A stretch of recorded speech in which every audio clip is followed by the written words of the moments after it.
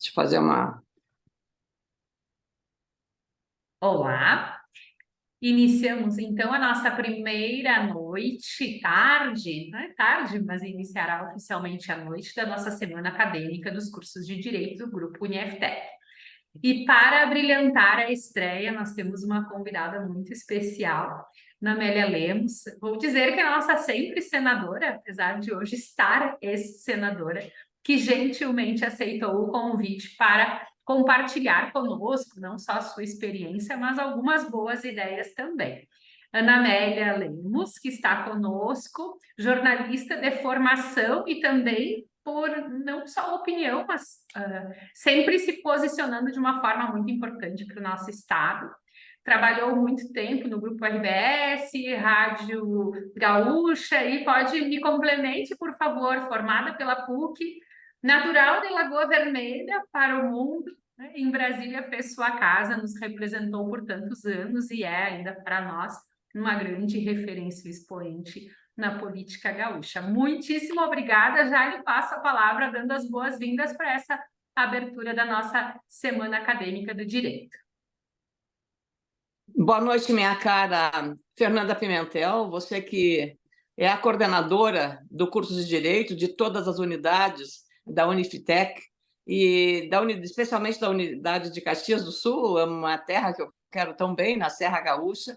Eu sou de muito próximo, como você acaba de dizer, natural de Lagoa Vermelha, então conheço bem essa região. E fico muito honrada com o convite, porque o ambiente acadêmico que eu frequentei, né, durante 4 anos, na Universidade Católica de Porto Alegre, é um ambiente muito importante, especialmente em momentos como agora, que estamos vivendo, com uma guerra no Oriente Médio, como problemas nossos sociais e econômicos aqui no Brasil, dilemas da relação institucional entre os poderes. Então, é um momento muito propício para que a gente sempre mantenha um diálogo respeitoso com a área acadêmica e cada vez mais tentemos, pelo diálogo, e pela cooperação entre as pessoas, entre o conhecimento, o compartilhamento de informações, de experiências, como é o meu caso, com as pessoas que têm interesse nisso. Então, muito obrigada pela oportunidade e estou à disposição, Fernanda. Nós que ficamos muito felizes. Lhe confesso que vou ter que segurar aqui a minha alegria para focar nas perguntas, porque é um momento de bastante emoção e certamente os alunos que assistem também. Vou começar já lhe fazendo uma pergunta, né? Como foi de Lagoa Vermelha para Brasília? Lógico que tiveram muitos anos, mas se você puder contar de forma bem breve a sua trajetória, compartilhar com quem nos escuta. Fernanda, a minha vida daria uma boa história. Aliás, me convidaram já para escrever, porque eu acho que os exemplos arrastam, a gente fala isso, né? As palavras comovem, emocionam, mas os exemplos arrastam. Eu sou a filha mais velha de uma família pobre, lá de Lagoa Vermelha, do interior de Lagoa Vermelha, no distrito de Clemente Argolo, e até os 9 anos não tinha estudado. E nessa ocasião, eu encontrei uma senhora num bodegão, um armazém de secos e molhados antigamente, mas era uma bodega da família Garcês, em que a senhora que estava presente, eu fui lá comprar farinha para fazer polenta, e Caxias entende o que é fazer polenta. Eu fui buscar que minha mãe mandou, sou de origem italiana, embora o sobrenome Lemos, e encontrei, era perto do meio-dia, essa senhora muito elegante, e eu sempre fui muito curiosa, daí a minha vocação, acho que para a comunicação. Fiquei olhando para ela, encantada, porque eu, de pé descalço, ali, né, na minha simplicidade infantil, né, com 9 anos de idade, fiquei olhando para aquela senhora. E ela me olha, e só estava ela e eu, e o atendente, porque era da família, que ela era a sogra do filho do dono desse armazém, família Garcês. E aí ela me perguntou assim, de chofre, como é teu nome? Eu disse, Ana Amélia. E ela disse, você não quer ser minha dama de companhia para morar em Porto Alegre, para estudar? E aí eu olhei imediatamente, eu disse, claro que eu quero. Imagina isso, nos anos em 54, foi isso, posso falar. E eu disse, claro que eu quero. A ansiedade de saber, né, de ir para a escola, porque eu não tinha ido até então. Aí eu disse assim, a senhora então vá lá, meu avô era ferreiro, tinha uma ferraria, que eu gostava de ficar com ele, brincar, fazia as marcas do gado, fazia várias coisas, ferradura para os cavalos, todas as facas ele fazia muito bem, e eu gostava de ficar lá com meu avô na ferraria. Então, a senhora vai lá falar com meu avô, falar com a minha mãe, com meu pai, e eu vou morar com a senhora para estudar, eu quero fazer isso. Ela foi, falou com meu pai, falou com a minha mãe, e eu saí daquele lugar, de andar sempre de pé descalço, Fernanda, e meus colegas, lá, já falo, meus alunos, colegas que estão participando desse encontro agradável, eu saí de lá, então, desse lugar que não tinha luz elétrica, que não tinha água, né, não tinha saneamento, né, era poço, que tinha que puxar a água do poço, a gente tinha aqui na latrina, na casinha, né, não tinha os sistemas que nós temos nas cidades, e dali eu fui morar na Avenida Independência, no 8º andar, no edifício Independência, com a dona Rosita Dornelles Ache, que foi a primeira mão que se estendeu a mim, na minha vida, aos 9 anos de idade, e ali com ela eu fiquei 4 anos. Então, foi uma experiência extraordinária, eu fui direto para o colégio, já era julho de 54, então eu ainda naquela idade vi o suicídio do Getúlio Vargas, quer dizer, acompanhei, porque Porto Alegre viveu uma convulsão, houve incêndios, houve quebradeira, foi um momento muito, digamos, tenso na capital gaúcha. Eu tinha apenas 9 anos quando isso aconteceu. E aí eu já comecei a entender, era uma virada de ano, 54, quando cheguei lá com ela. Eu fui estudar no Grupo Escolar Argentina, que ficava do lado, praticamente, do edifício onde ela morava. Eu já entrei na metade do ano, consegui vencer, passei. Eu sempre me esforçava muito, ficava na primeira fila da escola. Hoje, a sede onde era o colégio, o Grupo Escolar Argentina, hoje é a sede do IFAM, em Porto Alegre. Um prédio maravilhoso, fui lá visitar, continue exatamente igual e eu tive boas lembranças. Dali eu fui transferida, porque essa escola acho que fechou por conta do prédio, e foi para uma escola um pouco mais adiante, na outra, 2, 3 quadras além, chamado Otelo Rosa. Mudou o nome da escola, e eu continuei até a finalzinho da 4ª série, início da 5ª série, que é do curso primário da época, hoje ensino fundamental. E aí eu tinha ido à Lagoa Vermelha, aí já minha família tinha ido para a Lagoa Vermelha, e estava muito difícil, porque eu vivia numa situação de uma menina, eu diria, de posses, né? Mas eu não era de posses, eu era, digamos, dama de companhia da dona Rosita, que me dava assim, roupas, tudo. Eu tinha uma vida de conforto, viajei de avião, fui conhecer Praia de Mar, ela tinha uma casa em Torres, e fui assim tratada como filha dela, acompanhava ela nas festas, nas reuniões de família dos amigos. Ela era viúva de um comerciante libanês. Aí eu digamos, comecei a entender, comer a comida libanesa que ela fazia, então meus hábitos de comida italiana, polenta, carne, essas coisas, para comer, aprender a comida libanesa. Então, a dona Rosita foi uma mão espetacular para mim, eu tenho uma gratidão, ela já faleceu há bastante tempo, a família dela é de Cachoeira do Sul, e com ela eu fiquei, então, esses 4 anos, e aí voltei para a Lagoa Vermelha. Quando eu voltei, minha família já eram os mais irmãos que eu tinha, e eu, para continuar estudando, aí terminei o primário lá no grupo escolar da sede, que era em Lagoa Vermelha, e aí eu fiquei naquela situação terrível, porque minha família não tinha dinheiro para pagar, e só tinha uma escola privada, internato, que era a Escola Normal Rainha da Paz. E eu, meio ansiada, porque sabia que não ia ter condições, eu sabia que precisava estudar, porque é o único patrimônio que a gente pode ter para vencer na vida. Aí eu ouvi o Brizola falar na Rádio Farroupilha, nas sextas-feiras, dos 9 anos aos 12 anos, eu só ouvia todas as sextas-feiras ele falar. E ele falava muito em educação, e que era também de uma família pobre e tal, e eu não entendia nada de política. Minha família, eu acho que era do PL, Partido Libertador da época, mas eu não entendia muito aquela situação de partidário. Eu só sabia que precisava continuar estudando. Me deu na cabeça, aos 12 anos, aí já eu estava com 12 anos, de escrever uma carta para o Brizola. Ele tinha acabado de se eleger governador do Rio Grande do Sul, de escrever uma carta para ele, mesmo sem a família saber direito, pedindo uma bolsa de estudos no internato daquela escola, e que eu, quando terminasse, iria trabalhar para pagar a bolsa que eu tinha recebido. Eu tinha 12 anos, eu escrevi uma carta manuscrita, não tinha na época, não tinha nem esses cadernos com espiral, que a gente era do meio do caderno, era só um grampo que prendia a folha, arranquei do meio do caderno daquele grampo e fiz a carta para ele, explicando o meu nome, com a idade que eu tinha, e que eu precisava muito ter aquela bolsa de estudos.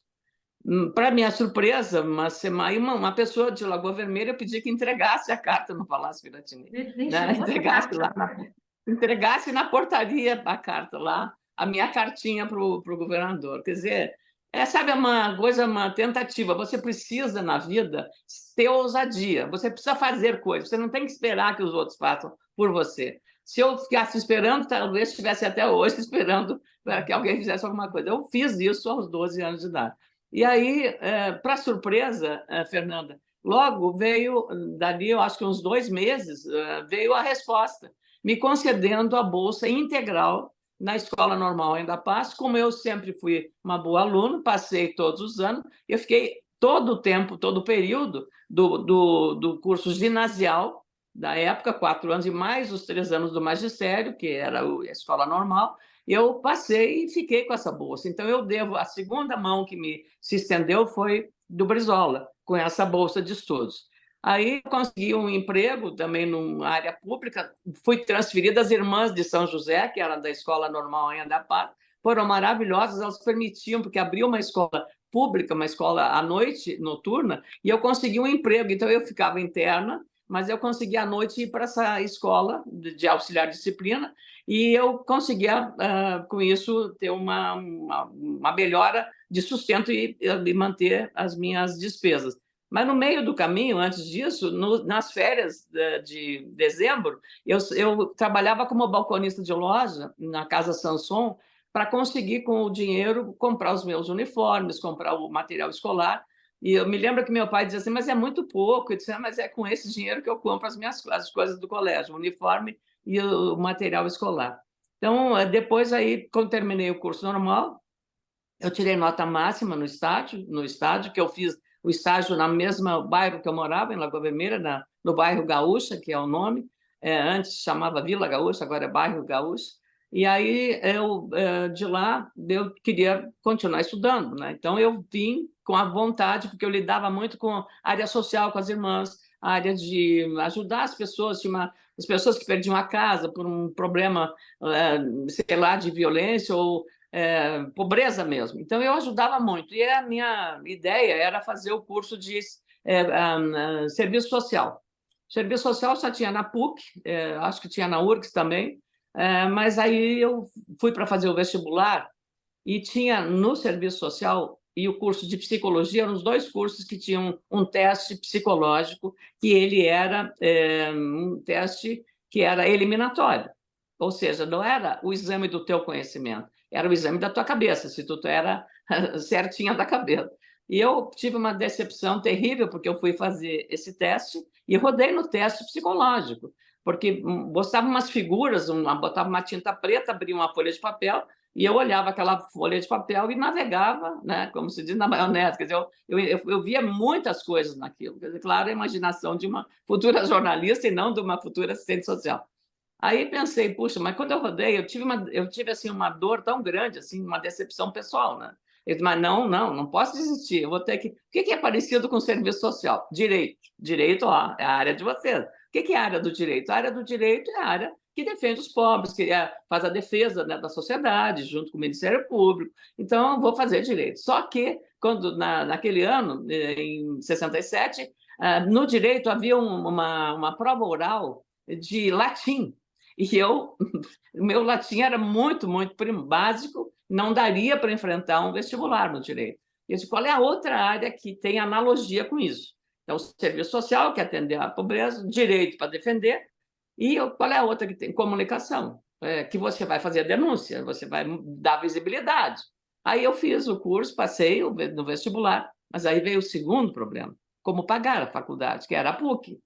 Aí eu fui bater na porta da Assembleia Legislativa. Cheguei lá, a Assembleia naquela época, e deveria ter ainda hoje, mas não tem, a Assembleia do Rio Grande do Sul tinha um programa de bolsas de estudos. Eu consegui uma bolsa de estudos, então, da Assembleia, e aí eu fiz a faculdade toda ela com essa bolsa de estudos. Então, se você não toma a iniciativa, se você esperar pelos outros, você não chega onde você quer chegar. Às vezes com dificuldades, mas o sucesso nunca bem só está na frente de trabalho no dicionário.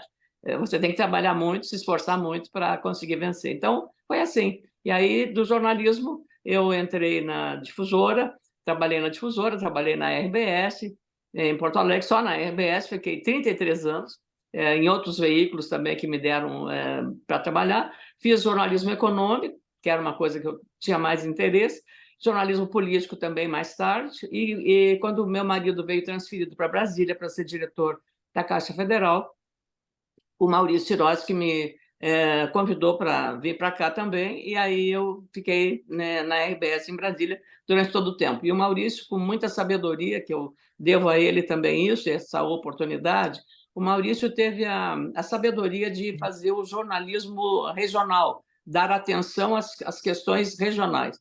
Então, a gente fazia jornalismo em Brasília com o olhar do Rio Grande do Sul. E isso foi uma grande sacada, uma grande fazer exatamente o localismo, né, que o Marshall McLuhan falava muito sobre a aldeia global, e a aldeia que nós vivemos é que interessa mais do que a aldeia global. Então, aí eu fiquei 33 anos, no final, você chega um tempo na mesma empresa, eu já sabia as perguntas, eu entrevistei todos os presidentes, acompanhei viagens dos presidentes para o mundo inteiro, presidente desde de Figueiredo, quando eu cheguei aqui em 79, em Brasília, João Figueiredo, depois Sarney, depois Collor, depois Itamar, depois Fernando Henrique Cardoso, depois Lula. Então, eu tive essa oportunidade também de ver o mundo de perto, de andar, de conhecer, ir para a China, para o Japão, para a Europa, para os Estados Unidos, para todos os lugares como jornalista, acompanhando essas missões oficiais. E isso me deu uma visão de mundo muito boa, porque foi na prática, né? Os chineses dizem ver uma vez vale mais do que ler 1000 vezes.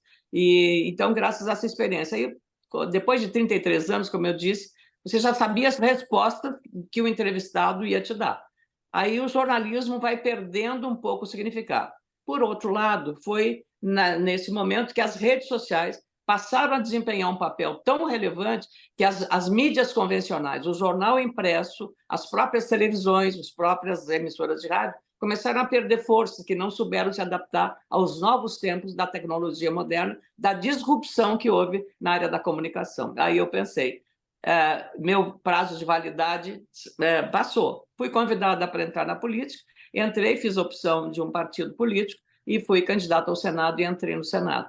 E agora, nesse ano de 2022, disputei o governo do Estado, fui massacrada pelo candidato adversário, porque eu estava para ganhar no primeiro turno, da maneira mais torpe, porque é a difamação do adversário. E isso eu acho que a política não devia permitir isso. Atacar o adversário pelas suas ideias, atacar o adversário pela sua biografia, atacar pelos seus defeitos, sim, mas nunca atacar da forma mentindo, né? Mentindo e criminalizando, como foi o caso. Vocês são estudantes de direito. Eu tinha ficado viúva, meu marido tinha morrido, eu era inventariante. E, como tal, eu não podia botar na minha, como propriedade minha, patrimônio meu, aquilo que não estava ainda feita a liquidação do inventário, a partilha do inventário, dos bens que precisavam ser compartilhados entre eu, como viúva, e com as 3 filhas dele, que também compartilhavam dessa herança. Enquanto isso não tivesse sido concluído, essa partilha, eu não poderia jamais, porque se eu o fizesse, estaria fazendo uma apropriação indébita, porque não tinha acabado o inventário. Vocês vão estudar isso seguramente no direito privado e vão entender bem.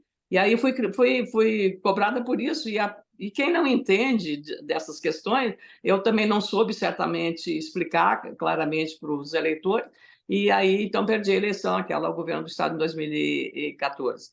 2018 veio a eleição, fui candidata a vice do presidente Alckmin, e as pessoas perguntam, você não se arrepende? Eu digo assim, eu me arrependo do que eu não fiz, mas ter a coragem de abrir mão de um mandato muito garantido, praticamente, do Senado, porque eu fui senadora por 8 anos e peguei momentos muito dramáticos, cassação de 2 mandatos de senadores e o impeachment da presidente da República, Dilma Rousseff, a primeira mulher presidente da República do Brasil. E eu fui muito atuante nesse processo, e onde eu ando hoje no Brasil, felizmente, o que eu posso fazer, eu ando sozinha, andar de cabeça erguida com o dever cumprido. E as pessoas têm assim uma forma de me entender. Trabalhei muito em questões da área de saúde da mulher, estamos no Outubro Rosa, muita questão relacionada à oncologia, o câncer de mama, o câncer de próstata, poucos parlamentares. E aí eu não falo assim, não é, como é que se diz, falsa modéstia, não, poucos parlamentares fizeram tanto quanto isso. A senhora sabe que ele ouvindo, nós aqui já sabíamos que a senhora é uma ferramenta, né? Tanto que entre o NDEL, o Núcleo Docente Estruturante, quando vem o seu nome, foi bem nesse sentido. É uma ferramenta que faz. E aí, escutando a sua história, que nem sabia de toda essa riqueza, dá para ver que as escolhas sempre foram nesse sentido, de fazer-se ferramenta. E como é importante que essas pessoas que fazem também estejam sempre dispostas a dizer sim, né? A cada dificuldade, o seu perfil é dizer sim para ir além.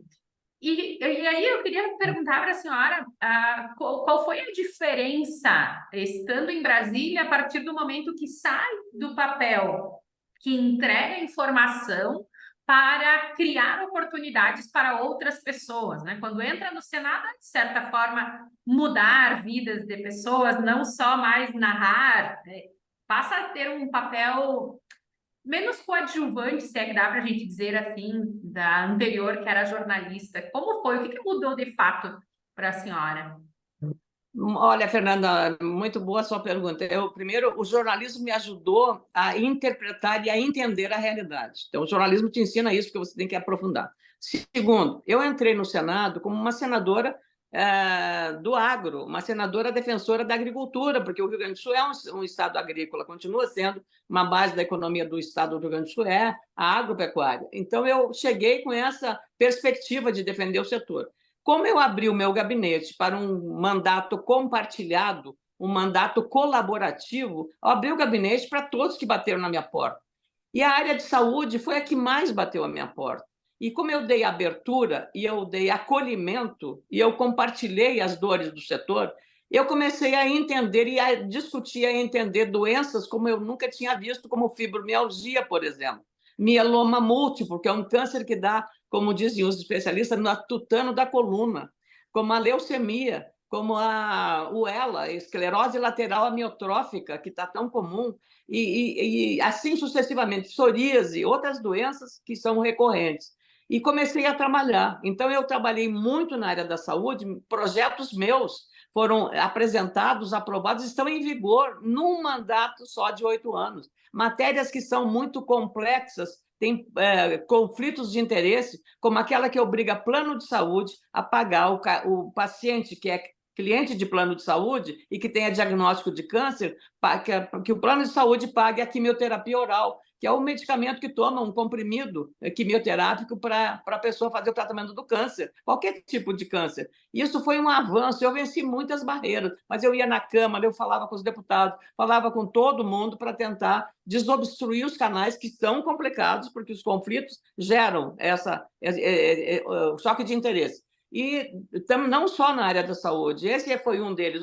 Agora, já que estamos no Outubro Rosa, tinha um projeto lá da deputada Rebeca Garcia, do Amazonas, que estava engavetado, que obrigava o SUS a, no mesmo ato cirúrgico da mastectomia, que é a retirada da mama contaminada pelo tumor, que o SUS realizasse, sempre que clinicamente possível, a reconstituição dessa mama que foi retirada, para que a mulher saísse do hospital já recomposta no seu corpo, com a mama reconstituída. Então, esse foi um projeto dos mais importantes, eu fui a relatora, e eu acho que isso também ajuda você a compreender mais os dramas das pessoas que precisam de um sistema que é o único país do mundo que tem, um sistema universal de atendimento à saúde. Veja agora transplantes de órgãos, tudo isso está sendo feito, eu acho que a gente precisa ter esse olhar. Trabalhei muito nisso, as pessoas falam, A fibromialgia foi outro. Fibromialgia é uma doença, como o câncer de mama, que dá preferencialmente em mulheres. 85% dos casos de fibromialgia são de mulheres. E é uma doença de difícil conhecimento da área médica, os médicos não têm conhecimento dela, não adianta fazer todos os exames que você fizer, clínicos, exames de ressonância magnética, o que você fizer não vai identificar a doença. Ela é de fundo neurológico e o tratamento é uma doença incurável, é uma dor que eu diria incapacitante, que dá em mulheres que são mais suscetíveis de choques emocionais, como a perda de um filho, como uma separação traumática ou como a perda de um ente querido da família. A mulher é mais suscetível a isso, então ela é a maior vítima da fibromialgia. Então, essa foi sancionada. A Dilma sancionou a lei do câncer, a Dilma sancionou também a questão da mama, do SUS, e o presidente Bolsonaro, recentemente, no final do governo dele, sancionou a minha lei da fibromialgia, reconhecendo essa uma doença crônica e que, como tal, precisa ser tratada pelo SUS. Então, veja só, isso só para falar na área de saúde, fora as outras questões. Tem um projeto meu que está lá no Congresso, que é para agilizar as pesquisas clínicas para novos medicamentos para tratar doenças como Alzheimer, o câncer e outras doenças que estão mais comuns atualmente. Então, ainda tem coisas minhas tramitando no Congresso Nacional. A questão que foi aprovada na área de segurança pública, do fim do saidão dos apenados do regime semiaberto, o projeto foi meu, a Câmara aprovou com alteração, foi do capitão Derrite, atual secretário de Segurança de São Paulo, projeto meu, de 2012. A Câmara aprovou com muita mudança, está no Senado, e estão com dificuldade de aprovar, porque lá na Câmara eles eliminaram qualquer saída. Eu, por entender as dificuldades nesse caso, permitia uma saída apenas ao ano. Hoje, a lei é 4 vezes ele pode sair. Normalmente, ele acaba cometendo crimes e fica reincidente. Por isso que eu fiz essa lei. Então, eu fiz uma lei dos integrados também, que na área econômica foi muito importante, sancionada pelo presidente Michel Temer. Então, eu deixei um legado muito importante, sabe, Fernando? Tenho muito orgulho disso, porque acho que o parlamentar tem um poder extraordinário nas mãos. E se ele quiser, ele pode fazer a diferença na vida das pessoas. Foi o que eu tentei fazer no Senado e consegui em boa parte. Não tudo, porque a gente não consegue tudo o que deseja. A gente faz o possível sempre. E aí, ouvindo, né, vem o papel de quem passa a cuidar. O legislador, na Câmara e no Senado, ele ganha o poder de cuidar das pessoas. E antes nós conversávamos informalmente, eu gostaria que a senhora compartilhasse com os nossos alunos essa sua percepção sobre o ativismo judicial, o que precisa modificar, como estão esses poderes e como poderia ser reorganizado para que, de fato, cada poder cumprisse com a sua função e talvez nós tivéssemos aí como caminhar para a segurança jurídica, enfim. Eu quero falar muito para não lhe atrapalhar na fala, mas gostaria que a senhora compartilhasse o que nós falávamos antes de iniciar oficialmente a live. Muito obrigada, Fernanda, e com isso acho que a gente dá um bom fechamento da nossa conversa, e eu estarei sempre à disposição de vocês. Espero um dia poder ir a Caxias do Sul, ou alguma unidade da instituição de ensino de vocês, para conversar pessoalmente, que é muito melhor olhar olho no olho. Mas quero lhe dizer o seguinte, que a Constituição de 88, ela ampliou muito as prerrogativas, por exemplo, do Ministério Público. Ela trouxe também uma inovação, substituiu o antigo decreto-lei, que tinha prazo de decurso de prazo, quando não fosse aprovado, e substituiu pela medida provisória. A medida provisória é um instituto típico de regime parlamentarista de governo. Nós adotamos o presidencialismo e introduzimos a medida provisória. O ex-ministro Leitão de Abreu, com quem eu conversei à época sobre essa matéria, ele era um constitucionalista, ele dizia para mim: o Congresso está dando um cheque em branco ao presidente da República. Não é outra coisa que senão isso. A medida provisória chega com poder sobre matérias que, às vezes, o próprio Congresso está trabalhando. Aí chega a medida provisória, tem preferência e atropela aquilo que nós estamos fazendo no Congresso Nacional. Então, isso para dar a ideia de que, já na origem, a Constituição de 88, ela cometeu, eu diria assim, um excesso, porque desajustou o sistema de governo, e com um instrumento que era típico de parlamentarismo. Bom, hoje estamos convivendo com isso, e a medida provisória, se não é votada no prazo regulamentar, tem que ter uma comissão mista, e dá esses problemas todos que nós estamos vivendo. Esse é um dado. Então, eu diria assim, uma exacerbação de poder do executivo sobre o legislativo. Mas isso ficou diluído na medida que o Congresso sempre se manifestou sobre as medidas provisórias, trabalhou, procurar alterar e modificar.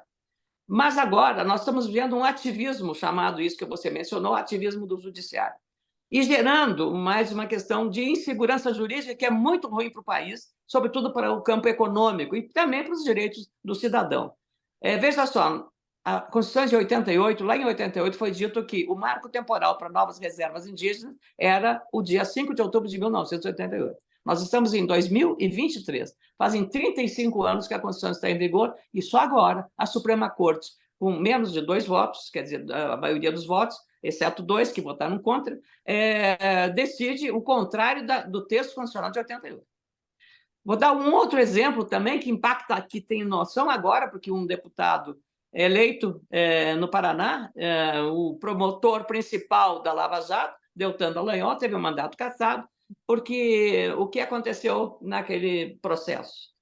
Um juiz da Suprema Corte, um ministro da Suprema Corte, o ministro Fachin, Edson Fachin, do Paraná, entendeu, 5 anos depois de iniciado o processo da Lava Jato, 5 anos, ele entendeu de dizer que o foro adequado para a Lava Jato não era Curitiba, era São Paulo ou Brasília.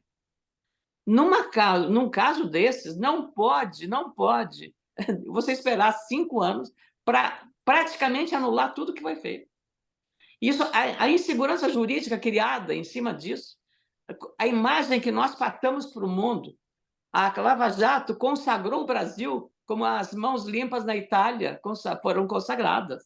E aí nós derrubamos isso tudo dessa forma, porque nós perdemos credibilidade, porque não é correto, não é gerar essa insegurança jurídica dessa forma. Isso que é o problema. E aí é uma demora, a morosidade e essa excessiva, eu diria, judicialização de coisas ou demora que acabam impactando na própria sociedade brasileira e na compreensão da política. Então, essa situação, me parece, está exigindo, neste momento, aquilo que nós fizemos. E eu tive a honra de ser a relatora na Comissão de Constituição e Justiça, e pouco se tem falado hoje, já em 2012, não é agora, 2012, portanto, 10 anos atrás, mais de 10 anos atrás, eu fui relatora de 12 emendas constitucionais, peguei as 12 mais adaptáveis a isso, ao texto, para fazer um resumo e concluir que a escolha do ministro da Suprema Corte tinha que ser diferente. Os ministros deveriam ter um mandato de 10 anos, sem possibilidade de prorrogação, não poderiam vir de funções do Poder Executivo. A indicação seria de uma lista que seria feita, esta lista, só por área especializada. O Supremo indica um, o Tribunal Superior de Justiça outro, o Tribunal Superior do Trabalho outro, a Advocacia Geral da União outro, a Defensoria Pública da União outro, a OAB outro, a Procuradoria-Geral da República outro, e depois vieram as outras entidades da AMB, que é a Associação dos Magistrados Brasileiros, que é a primeira instância, e da Associação dos Juízes Federais. Também podiam entrar e fazer indicações. Esses nomes iriam para o presidente da República e faria indicação para o Senado, e o resto continuaria igual. Já teríamos resolvido há muito tempo essa situação de conflito e de crise institucional que estamos vivendo agora.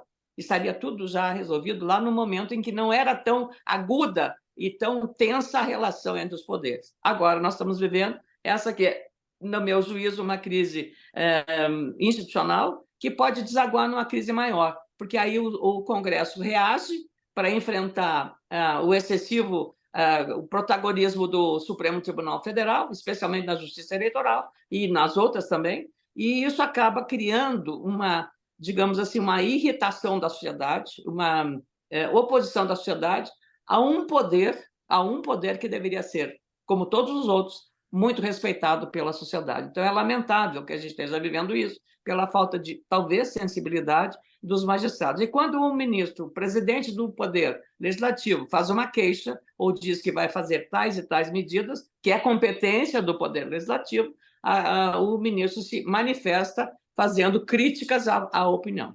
Então, aí também nós ferimos no outro lado, que é a questão da liberdade de expressão e o respeito às posições tomadas. Você pode não concordar, mas você pode ter que respeitar as manifestações, porque a democracia é pressuposta no equilíbrio ou naquilo que Marco Maciel falava, a equipotência dos poderes.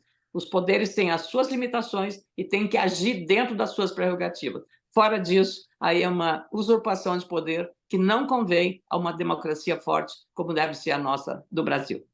E lhe ouvindo até aspectos relacionados à análise econômica do direito, é complicado justificar algumas condutas e instigar que as pessoas voluntariamente se submetam às normas por conta desse distanciamento entre o fazer e receber aquela sanção ou a consequência. A gente estuda muito isso desde o início da graduação, lá nas primeiras disciplinas, quando os alunos chegam e conforme vai para a luz esse tipo de situação, fica difícil para que na academia também justifiquemos. E aí ele escutando, né, pensava muito aqui, não só nessa questão da análise econômica, mas em como deve ser difícil para um senador, para uma senadora, escolher qual pauta vai levar, né? Porque são tantas, só lhe ouvindo e vendo um pouco da sua trajetória, como é que a senhora fazia, né? Como faz? Qual a mágica? O dia tem 24 horas, o mandato tem um tempo fixo e tantas demandas querendo modificar. Como escolher sem se perder? Fernanda, olha, é muito legal isso. Eu digo sempre que eu aprendi mais em 8 anos no Senado do que em 40 anos como jornalista, né, no exercício da profissão de jornalista. Por quê? Porque ali você tem que conviver com o contraditório. E eu, primeiro, trabalhei muito. Eu era a primeira a chegar, eu era a última a sair do Senado. De segunda a sexta-feira. Sexta-feira fazia de manhã e ia embora, ou às vezes, quando tinha compromisso no interior, saía com os compromissos no interior. Mas, normalmente, fazia isso. Então, a intensidade do trabalho que você tem, você já impõe um olhar diferente dos colegas senadores, já te olham de maneira diferente. Então, esse foi um ponto. Segundo lugar, eu acho que eu dialogava sempre nas questões mais sensíveis para convencer os senadores. A questão da pesquisa clínica foi muito complicada, eu tive que, assim, é uma pedreira para você quebrar. Mas aí vai da sua persistência, da sua capacidade de convencer, da relevância que é aquilo que você está fazendo. Mas tinha matérias, por exemplo, para você ver a ideia, eu recebi um pedido para fazer uma simplificação das indenizações trabalhistas, que era para favorecer não as empresas, mas também os trabalhadores que fossem demitidos ou sair. Era uma coisa para racionalizar o processo legislativo e legal da execução das indenizações, pagamento das indenizações. Era de interesse do Tribunal Superior do Trabalho, TST. O presidente, à época, era o ministro Dall'Asen, ministro Dall'Asen, que é um gaúcho, e ele foi ao meu gabinete, eles entregaram, digamos, a proposta para mim, vai para a consultoria do Senado, que é muito boa, e fazia, eu acho que 30 dias, nem isso, que tinham entregue ao meu gabinete. E eu tinha que fazer audiências públicas para debater, para fazer uma coisa bem adaptada à realidade, para que nenhum setor fosse prejudicado. Um mês depois ele chega, mas para me cobrar, que estava demorando. Aí eu disse assim: olha, presidente, nenhum magistrado aceitaria que um parlamentar fosse à Suprema Corte ou à sua corte, ao seu gabinete, para dizer que o senhor estava demorando nas suas decisões. Aliás, o Poder Judiciário não tem nenhuma autoridade, fui direta. Né? Aí a questão de você, que a oportunidade, eu não estava desafiando e nem estava dizendo nada fora do padrão, estava dizendo que cada poder tem o seu tempo. O tempo político não é o tempo jurídico. O tempo jurídico é de análise dos autos, é examinar o processo. O tempo político é a negociação, é o conteúdo da lei e é a negociação e o entendimento de várias correntes pensando de forma diferente sobre o mesmo tema. Então, essa era a questão da dificuldade, mas eu dizia, isso te dá credibilidade, porque eu não tinha o rabo preso, eu podia dizer, por exemplo, na votação eu votei vários ministros da Suprema Corte, quando estava no Senado, e um deles foi o Roberto Barroso. E a votação de ministro da Suprema Corte é secreta. Eu terminei de votar e subi à tribuna e disse: eu votei contra, o voto é secreto, eu votei contra a indicação do ministro Barroso. Ora, ninguém faz isso, porque você nunca sabe se amanhã você vai estar com o seu nome lá no Supremo Tribunal Federal. Eu não tinha rabo preso, era a minha convicção, porque eu não tinha admitido que, quando ele era advogado e sugeriu que o governo Lula não extraditasse o Cesare Battisti, aquele terrorista italiano que estava no Brasil. O Barroso foi o advogado que orientou o ministro da Justiça, que era Tarso Genro, a não extraditar o Cesare Battisti. Aí eu disse que não votava nele por conta disso. Muitas vezes nos encontramos mais tarde, nunca o ministro fez qualquer observação, pelo contrário, sempre me tratou com muita distinção. Eu acho que a atitude que você tem, dependendo da forma como você faz e como você age, e da coragem que você tem de fazer certas coisas, eu acho que você ganha o respeito, mesmo que tenha sido contra ele, entende? Ele nunca, mesmo quando assumiu a presidência da Suprema Corte agora, tudo, fala sempre com muito respeito. Então, eu acho que esses são os exemplos que a gente tem, e a gente tem que ter eu diria, essa coragem, essa integridade pessoal, sabe, Fernando? Acho que não há outro jeito de a gente ser. Tem que ser assim na família, tem que ser assim no trabalho, tem que ser assim na nossa profissão, tem que ser verdadeiro, tem que ser autêntico e fazer as coisas de maneira honesta, correta e com integridade. A senhora sabe que, lhe ouvindo, é o mesmo quando a gente escuta aqui muitas vezes questionamentos sobre a inteligência artificial. Então, eu escuto muito, muito, desde o início dos estudos para iniciar o curso, porque o curso aqui em Caxias iniciou em 2018, mas então eu estudei desde 2016 ele. E em Porto Alegre, da unidade da Zona Norte, ele foi autorizado em 21, então também em 18, quando nós começamos a estudar, né, desenhar o curso. E eu ouvia muito, mas já existem advogados suficientes, agora ainda vem a inteligência artificial para substituir. E aí a minha resposta é muito do que a senhora fala. As ferramentas tecnológicas auxiliam, substituem aquilo que é manual, mas ainda precisa da interpretação, do posicionamento e principalmente da ética. Para os advogados, e aí se vincula diretamente com o cenário político, ética não é uma palavrinha que fica guardado lá no dicionário ou como uma perfumaria, né? Infelizmente, por muito tempo, no direito, acabou se confundindo o que é um profissional de sucesso, de fato, né, com o que a sociedade precisa. Mas hoje a gente tem resgatado, e aí essas facilidades, a opinião pública que a senhora falou, que acabou fazendo com que o jornalismo mudasse, também mudou o direito e interfere na política, mas principalmente isso que a senhora fala aí de como posicionar-se na vida. Né? Os profissionais do direito também têm esse... Agora, sempre foi necessário, mas hoje está na vitrine a ética como um diferencial. Estranho falar isso até, né? Mas um diferencial necessário, que há pouco tempo, talvez por não ter tantos holofotes, tantos olhares, tanta transparência, tanta informação, acabava passando batido. Se não tinha, parecia não fazer tanta falta. Não sei se a senhora também vê dessa forma, e aí é difícil falar em trabalhar sem ética, tendo tantos poderes como o que a senhora tinha na mão, né? Mas muita gente não tem essa noção e não faz isso.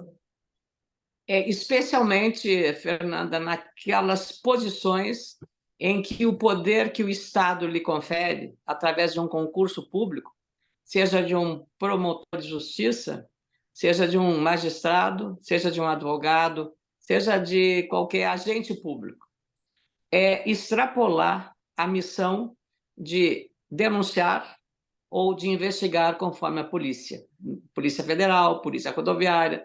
Nós estamos com agentes públicos, pessoas, cometendo muitos excessos. E isso é um desserviço à democracia, porque a injustiça é o pior do que pode acontecer, a injustiça. E eu digo isso porque, às vezes, há uma denúncia, se torna essa denúncia uma coisa espetaculosa, faz uma operação e aquilo resulta em nada. E a pessoa que foi alvo, que eventualmente possa ser inocente, ou possa não ter toda a extensão da culpa daquele delito praticado, sofre as consequências. Quem vai corrigir isso? Quem é que vai juntar as penas daquilo que pode se achar até como uma calúnia? Então, a ansiedade de estar, né, dentro de uma bolha de sucesso é extremamente perigosa para quem leva isso ao extremo, ao sucesso a qualquer preço. Isso é perigosíssimo em qualquer atividade, desde um médico, de um professor, de um advogado, especialmente desses agentes, como um investigador da Polícia Federal, Polícia Civil, Polícia Militar, todas essas autoridades. É muito triste ver agora, acompanhando o noticiário, que militares do Exército tenham roubado armas, permitido que armas potentes tenham sido usadas pelo crime organizado. Que policiais tenham levado no Rio de Janeiro uma carga de drogas para entregar para os traficantes, protegendo com um veículo do Estado, da segurança pública do Estado, foram levar com proteção policial uma carga de maconha e depois também cocaína para entregar para os policiais. Eu, como cidadã, eu fico muito triste com isso, sabe, Fernando? E isso é onde está, digamos, o excesso, a ganância, a questão de ter o lucro a todo custo, a qualquer custo, e em nome da criminalização, quer dizer, do aumento da criminalidade e de você perder a confiança em quem mais você teria que acreditar, que são esses órgãos de Estado que precisam nos defender. Nós pagamos tanto imposto para que essas instituições funcionem.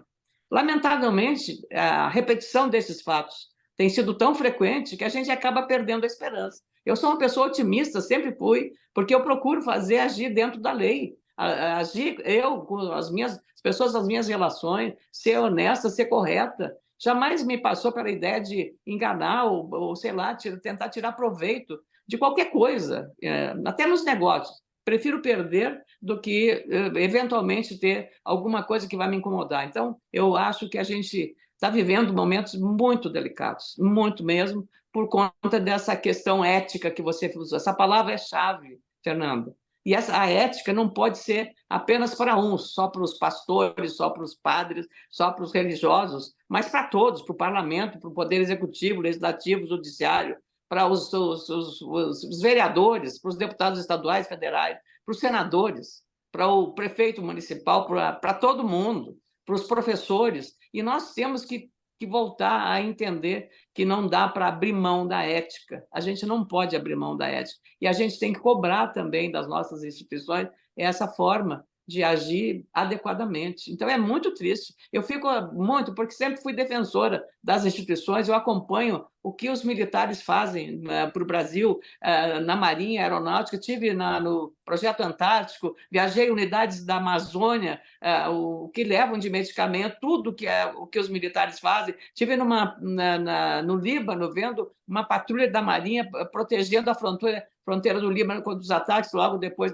dos problemas que aconteceram naquela região, no enfrentamento de guerras lá também. Então, eu vendo isso, eu fico triste de ver agora também, claro, eles são uma minoria, felizmente, mas a instituição acaba pagando a conta por essas pessoas que fazem tanto mal às instituições. Então, é um pouco isso, a falta de preocupação com a ética no exercício das suas missões, especialmente quem é agente público, como são esses cargos que eu lhe falei. Ética deveria ser verbo para conjugar, né? E não uma palavra, simplesmente. Para praticar. Verbo é ação. Né? Verbo é ação. Verbo é ação, tem que ser a ação. Nós temos que agir dessa forma, né? Devíamos ter o verbo eticar, né? Eticar. Sermos eticar, podíamos criar, né? Para fazer uma atualização, né? né? Então, essa questão, né? Eticária é que não seja também uma etiqueta apenas, né? Mas seja, de fato, uma prática que a gente leve ao cabo e pratique, de fato, né? Não fique só no discurso também, não é, Fernanda? Fazê-lo. E a Sara sabe que recentemente o MEC se posicionou trazendo a pauta do direito eleitoral para os cursos de direito. A OAB também inseriu na prova, o que fez com que ganhasse aí maior visibilidade. A senhora acredita que é suficiente colocar como obrigatório? Não lhe parece ainda muito distante falar só de direito eleitoral? E falando bem da questão de entrada na carreira política, né? Para os cursos de direito, já que estamos falando em ética, será que não é pouco?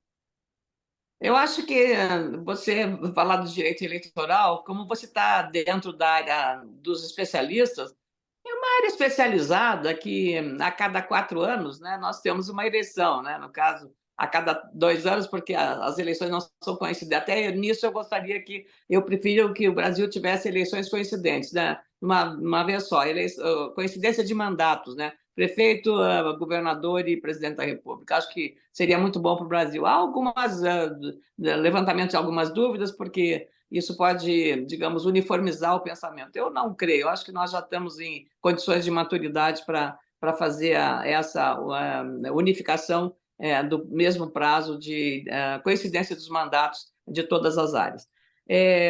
Nessa questão de botar mais uma área de direito eleitoral nos cursos de direito, eu acho melhor capacitar mais o advogado nas áreas essenciais dele.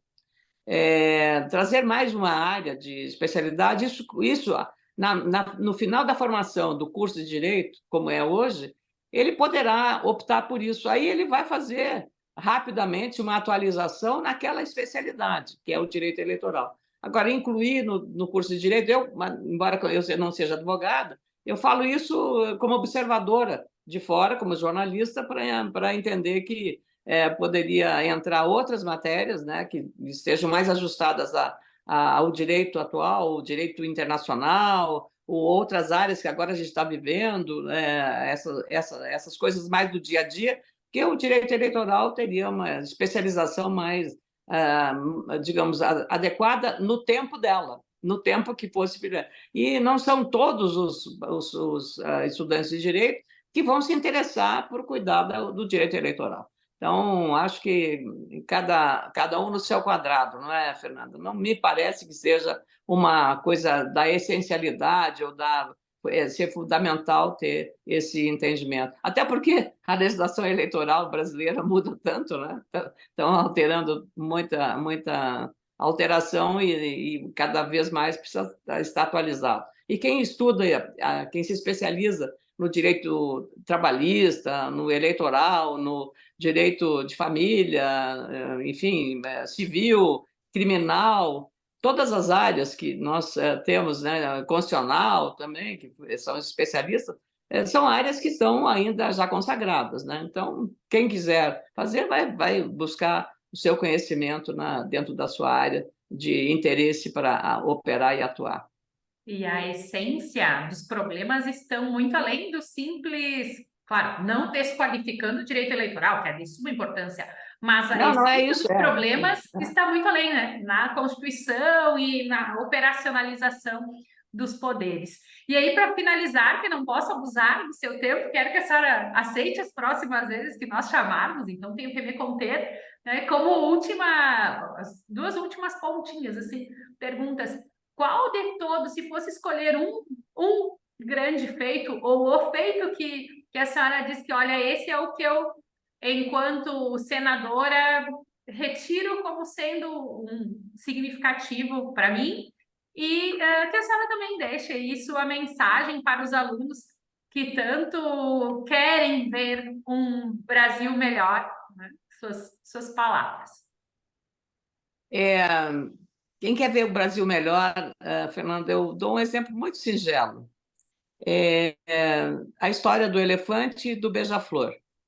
Uma floresta estava num incêndio E o elefante pegava a sua trompa muito grande, alguns litros d'água e jogava na floresta.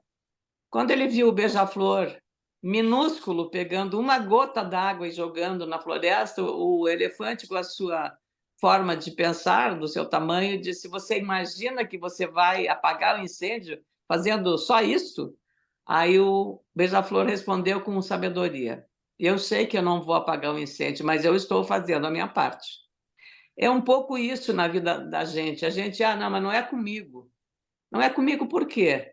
Se eu fizer um pequenininho, botar uma gota de água no incêndio, eu já estou fazendo a minha parte. Então, acho que fazer a parte de cada um, em todos os momentos, em todas as coisas, aquilo que você pode contribuir, a capacidade de cada um fazer, né, da sua entrega. Cada um dá o que tem, cada um dá o que pode, cada um dá, sobretudo, o que quer dar. Se você não quiser dar, não adianta saber, não adianta ter capacidade, não adianta ter conhecimento, você não vai dar. Você tem que ter uma certa generosidade, porque quem dá, recebe. Esse é o primeiro ponto. Segundo, ter uma relação com o mundo que você vive harmoniosa, respeitosa. É do direito, né? O respeito.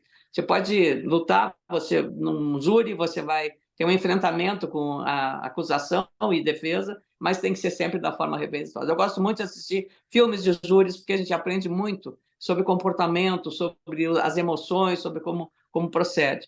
E eu fui casada com um promotor de justiça, então eu tinha pelo direito sempre uma grande admiração, acompanhar os júris, como é que era e como ele me contava, e também sobre o Ministério Público, porque eu acho que Ministério Público e imprensa sempre foram quase irmãos siameses. Lamentavelmente, foram cometidos alguns excessos nas instituições, inclusive do Ministério Público, que eu também não considero corretas. Não é por admirar a instituição que eu vou também desconhecer as suas fragilidades, como aconteceu na Lava Jato, por exemplo. Então, de novo, aquela questão da espetacularização, você fazer um PowerPoint sobre um processo. Não é assim que deve fazer, é dentro dos autos, a trabalhar naquilo. Mas nós estamos no momento de redes sociais, e você tem também, sobre isso, ter cautela, muita responsabilidade, não espalhar informações mentirosas, fake news, que é o que se fala, ou pós-verdade, fazer interpretação equivocada daquilo que